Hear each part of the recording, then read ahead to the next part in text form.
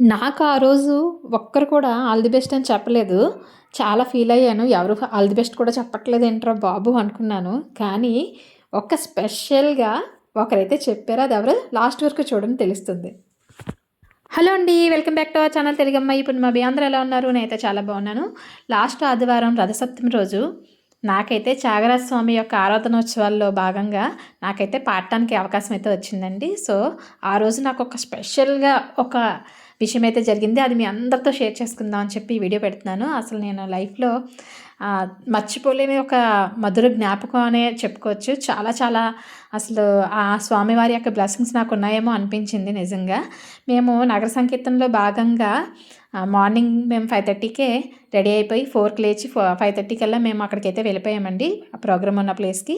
అక్కడి నుంచి నగర సంకీర్తన చేసుకుంటూ మేమందరం ఇలాగా రాముల వారి యొక్క పాటలు పాడుకుంటూ పాండురంగ స్వామి యొక్క టెంపుల్ దగ్గరికైతే వచ్చాము. పాండురంగ స్వామి వారి యొక్క టెంపుల్ దగ్గరికి వచ్చే క్రమంలో నేను అందరూ కలిపి పాటలు పాడుతూ చుట్టూ స్వామివారి గుడి చుట్టూ తిరుగుతూ నా చేతిలో చూసారా పూలదండ ఉంది కదా, ఆ పూలదండ స్వామివారికి సమర్పించుకుందామని అనుకున్నామన్నమాట. ఇచ్చేసి మేము మళ్ళీ రిటర్న్ బయలుదేరి మళ్ళీ ప్రోగ్రామ్ ప్లేస్కి వెళ్ళిపోదాం అనుకున్నాము. కాకపోతే నేను నా చేతిలో ఉన్న దండ పట్టుకొని ఆ నగర వీధుల్లో అలా తిరుగుతూ మేలుకోవయ్యా మేలుకో శ్రీరామ అని పాడుతూ నా మనసులో నేనేమనుకున్నా అంటే, మేలుకోవయ్య మేలుకో రామా మేలైన సీతా సమేత నా భాగ్యమా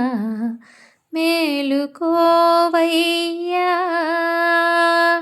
అని పాడుతూ ఆ దండ పట్టుకొని నడుస్తూ ఇలా నా ఎదురుగా ఆ రాములవారు ప్రత్యక్షమైతే ఆయన మెడలో వేసి మేలుకోవయ్యా అని మేలుకొలపాలనుకున్నాను అనమాట. అది అనుకోకుండా స్వామివారు నేను మనసులో అలా అనుకున్నానో లేదో స్వామివారు విన్నారో ఏంటో నాకు తెలీదు. ఆయన ఆ దండ ఆ పాట అంతా అయిపోయిన తర్వాత మేము మూవ్ అయిపోదాం ఇంకా ప్రోగ్రామ్ ప్లేస్కి వెళ్దాం అనుకునేటప్పుడు ఆ దండ ఇచ్చేసి వస్తానని చెప్పి నేను లోపలికైతే వెళ్ళినప్పుడు అక్కడ పూజారి గారు లేరు.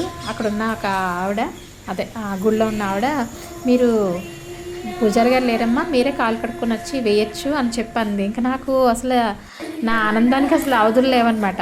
ఇంకా వెంటనే నేను ఇంకా ఆ స్వామివారికి ఆ దండ సమర్పించి నా చేతులతో నా స్వహస్తాలతో ఆ స్వామివారిని మేల్కొలిపి ఆయన నా ఎదురుగా వస్తే ఆయనకి మేల్కొల్పిన తర్వాత లేపి దండ వేయాలన్నట్టుగా నేను ఊహించుకుంటున్న ఊహ మరి ఆ స్వామివారికి నేను అంత ఇదిగా అనుకున్నానో ఏమో మరి తెలియదు. ఆ స్వామివారికి ఏమనిపించిందో కూడా నాకు తెలియదు. నా చేతులతో నా స్వహస్తాలతో ఆ స్వామివారి మెడలో అయితే వేయటం అయితే జరిగింది. చాలా చాలా హ్యాపీయెస్ట్ మూమెంట్ అనమాట. అసలు మార్నింగే అక్కడికి వెళ్ళటం, ఇలా ఆ స్వామివారి యొక్క విగ్రహానికి నా చేతులతో నేను దండ సమర్పించి ఆయన మెడలో వేస్తారని నేను అసలు ఊహించలేదు. ఆ స్వామివారికి నేను ఆ రోజు అసలు ఎలాగ కృతజ్ఞతలు చెప్పాలి కూడా నాకు అర్థం కాలేదు. నా యొక్క ఈ కోరిక ఆయన నేను మనసులో అనుకోవటం ఏంటి, ఆయన వినడం ఏంటి, వెంటనే తీర్చడం ఏంటి, అసలు నాకు అర్థం కాలేదు. సో ఇలాంటి కొన్ని మిరాకిల్స్ జరుగుతూ ఉంటాయేమో లైఫ్లో. ఇది చాలామందికి పెద్ద విషయం కాకపోవచ్చు, నాకు మాత్రం చాలా చాలా పెద్ద విషయం. ఎందుకంటే నేను మనసులో అనుకుంటూ ఆ దండ పట్టుకొని ఆ వీధిలో నడుస్తూ అనుకుంటూ ఉన్న విషయం ఏదైతే ఉందో అది నాకు జరిగింది. చాలా హ్యాపీగా అనిపించింది.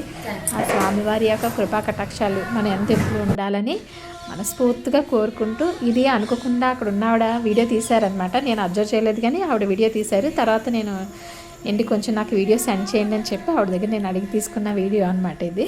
Thank you. ఇప్పుడు అర్థమైందా ఆల్ ది బెస్ట్ ఎవరు చెప్పారో నాకు? ఆ పాండురంగ స్వామి వాళ్ళే స్వయంగా ఆల్ ది బెస్ట్ అని చెప్పారనమాట అని నేను ఫీల్ అయ్యాను ఆ రోజు. చాలా చాలా హ్యాపీగా అనిపించింది.